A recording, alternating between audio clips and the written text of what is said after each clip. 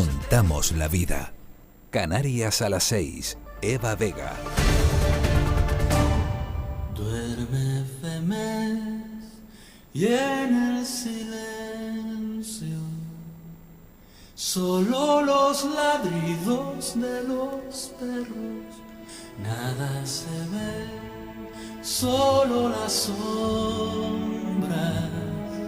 saben la verdad de las historias. Nada se podía comparar a esa mujer. María, María, María. Bueno, pues precisamente esta noche abrimos nuestra sección de las letras canarias para hablar de Rafael Arozarena, el autor de Mararía. Saludamos como cada lunes a esta hora a Beatriz Morales Fernández, docente de lengua castellana y literatura y presidenta del Ateneo de Las Palmas. Beatriz, muy buenas tardes, noches ya.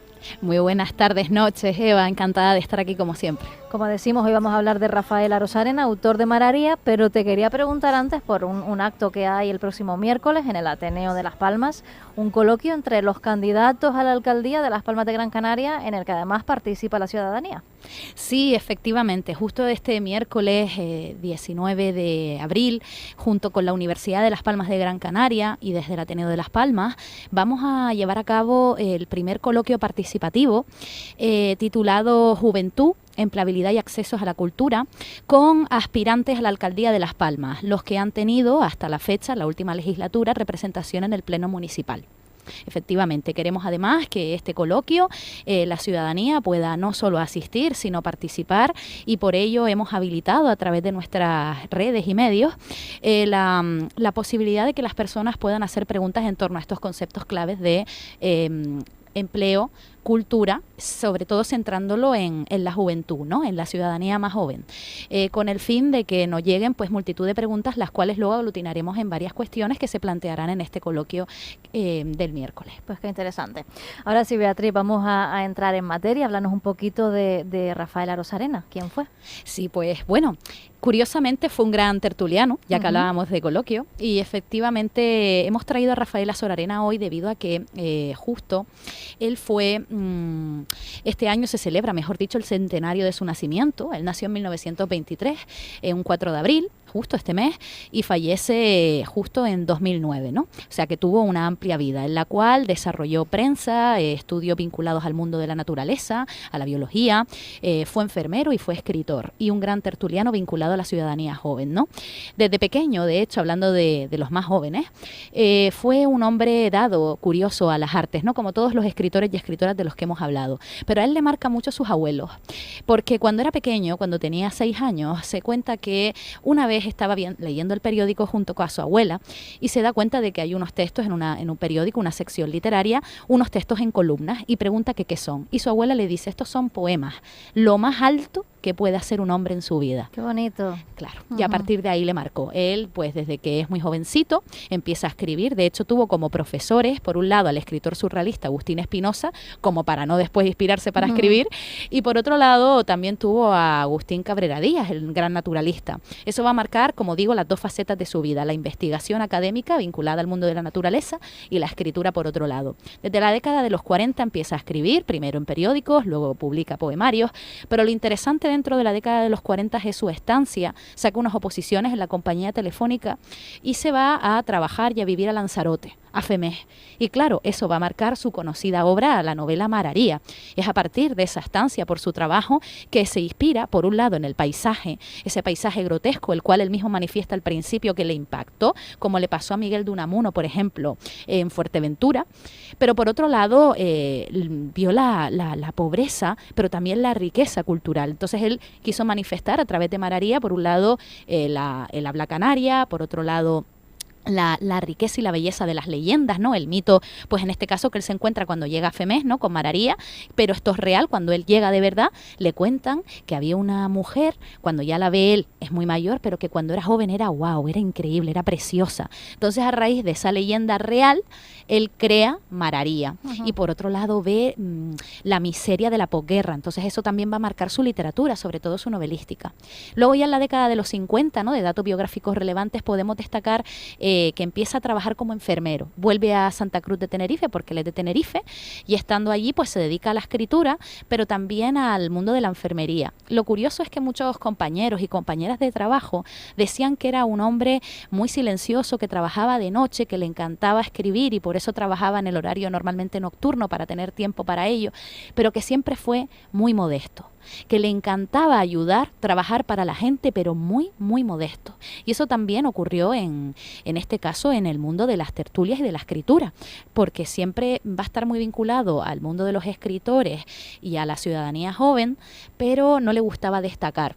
Y por supuesto tenemos que hacer público que él perteneció al grupo fetasiano, ¿no? El grupo fetasiano, que también previamente fue el grupo del traje virado, la generación del bache, por esto de la posguerra. Él junto con Isaac de Vega, Antonio Bermejo o el crítico José Antonio Padrón pertenecen a esta generación del 60-70 llamados los fetasianos por la obra Fetasa de Isaac de Vega, la cual, por cierto, la novela Fetasa, tan conocida sobre todo en la provincia de Santa Cruz de Tenerife, el nombre de la novela se lo dio Rafael Azor Arena, siempre lo dijo Isaac de Vega, fue a Rafael Azor Arena quien le dio el nombre, y de ahí el grupo fetasiano, y hablaba de que del mundo onírico, del mundo irracional, a pesar de la pobreza de la época franquista. Ya finalmente sigue escribiendo, 70, 80, en los 90 escribe literatura juvenil, que es cuando más se centra en los jóvenes porque apuesta por ellos y su talento. Es verdad que en 1988, junto con Isaac de Vega, gana el premio de Canarias de Literatura, y en el año 2000 entra en la Academia Canaria de la Lengua, hasta que fallece en 2009. ¿Qué más obras podemos destacar de Rafael Arozarena, además de Mararía? Sí, bueno, por un lado tenemos que destacar que su obra se divide en dos grandes periodos. Podemos decir de entrada que en todas y cada una de sus obras hay un gran amor hacia las cosas y hacia los paisajes. Además, él el concepto mar lo ve desde dentro y desde fuera, y todo lo que va a proyectar, todo el paisaje a lo largo de toda su trayectoria, todas las obras que voy a mencionar, parte primero desde una base real, es decir, la isla como hecho geográfico, pero también, por otro lado, a lo largo de sus obras, ese hecho geográfico per se se desvanece y crea una isla de las islas, y tú ya no sabes cuál es.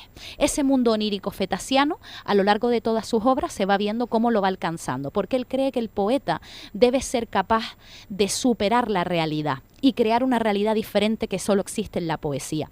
Pero eso, como digo, lo vamos viendo a lo largo de toda su trayectoria. Dentro de la poesía, como digo, hay dos grandes periodos. Desde el 40 hasta el 60, su poesía es mucho más comunicativa, de ahí Romancero Canario, que es un poemario que recomiendo. También, por otro lado, podemos destacar A la sombra de los cuervos, pero a partir de la década de los 70 nos encontramos con una poesía muy experimental.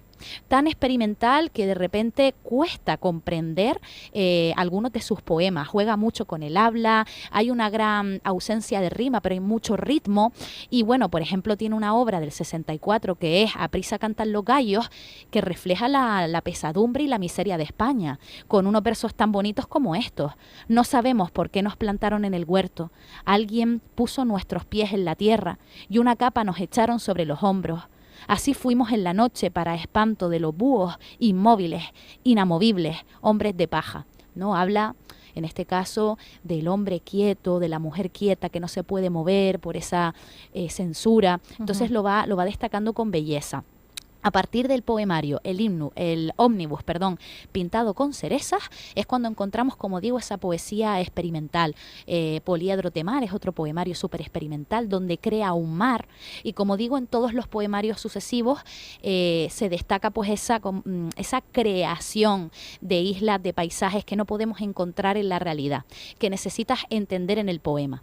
Y por supuesto esto por poesía y por narrativa, en este caso fundamental dentro de la narrativa canaria última, Mararía, pero también tiene Cerveza de grano rojo, que es otra gran novela, en la cual, por un lado, está dividida en dos partes. La primera parte es un mundo de ensueño, es decir, no está situado en ninguna realidad geográfica, pero la segunda parte, aunque todavía no podemos situarlo en el mapa, puedes ver que hay una crítica hacia, como digo, las deficiencias en el archipiélago, pero no hay un espacio exacto. Sin embargo, en la segunda parte sí es mucho más realista y te habla de las ausencias y de la pobreza, ¿vale? Entonces, Cerveza de grano rojo, por un lado es onírico, pero por otro lado, ¡pum!, la realidad, que también es muy importante. Y Mararía destaca porque es la historia de una mujer la cual nunca habla de sí misma, son los demás los que hablan de ella. Y hay un trasfondo de femme fatal que se puede trabajar en el mundo de la docencia.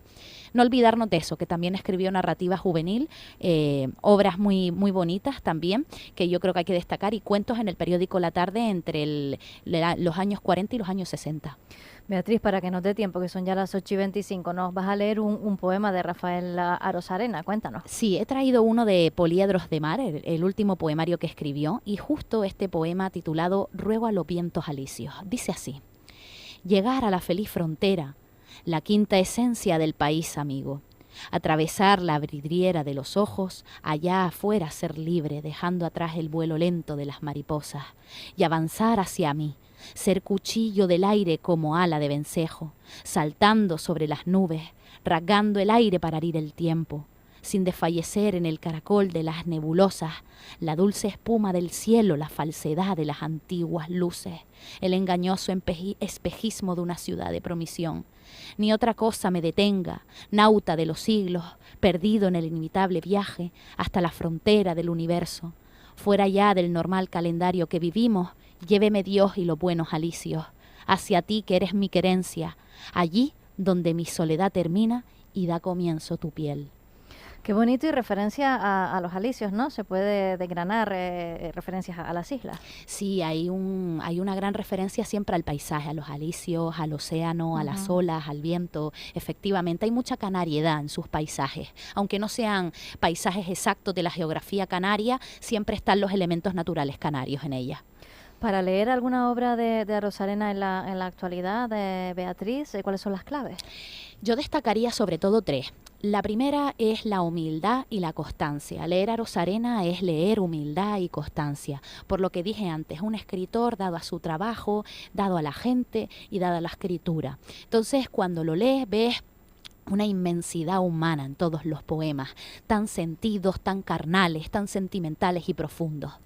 La segunda clave para mí es fundamental, y es la posibilidad, a pesar de que la realidad es gris, que puedes crear otra a través del sueño, a través del poema. Esto ya lo hemos visto, por ejemplo, cuando hablamos de Natalia Sosa Ayala, cómo a través de un poema puedes defender y reivindicar otra realidad posible.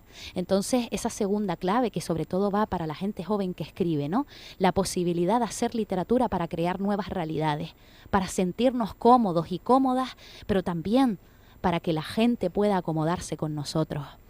Y en tercer lugar, destacaría una tercera clave centrada en la novela Mararía, para hacer una relectura docente, una relectura de esa mujer que al final, a pesar de estar completamente abandonada y sola como es Mararía, que fue María, también la lucha y la reivindicación de esa mujer. ¿Por qué está sola? Porque no quiere en ningún momento ser subyugada, porque defiende su condición de mujer. Y esa debe ser la lectura de Mararía también. Pues ya estamos escuchando de fondo a Pedro Guerra, precisamente con la canción que da cabecera y salida a nuestra sección, Mararía. Agradeciéndote como siempre, Beatriz Morales Fernández, docente de Lengua Castellana y Literatura, presidenta del Ateneo de Las Palmas, que hagas posible esta sección. Un placer, Eva, como siempre. Hasta la próxima. Para esa mujer, María, María.